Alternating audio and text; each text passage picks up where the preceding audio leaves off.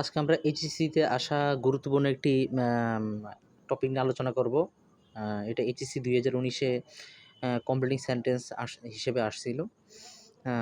তো আসুন শুরু করা যাক। প্রথম রুলসটা হচ্ছে ওয়াক ফাস্ট লেস্ট। তো লেস্ট দিয়ে বেসিক্যালি আমরা যে জিনিসটা বুঝি, ভীতি বুঝি। লেস্ট মানে হচ্ছে ভীতি বোঝায় যে কোনো কিছু যদি না হয় এমন কিছু একটা ভয়।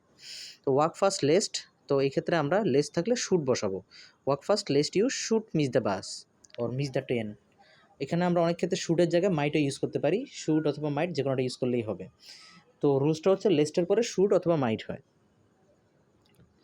তারপর রুলসটা হচ্ছে দেয়ার গোজ এ প্রভাব দ্যাট ড্যাশ। তারপর হচ্ছে ফুল স্টপ দিয়ে আবার লিখছেন so we must make proper use of time. যেহেতু এটা সময় নিয়ে কথা বলছে, তো আমরা এখানে সময় নিয়ে একটা প্রবাদ লিখব। প্রভাব মানে হচ্ছে একটা প্রবাদ। এক্ষেত্রে আমরা লিখব টাইম অ্যান্ড টাইড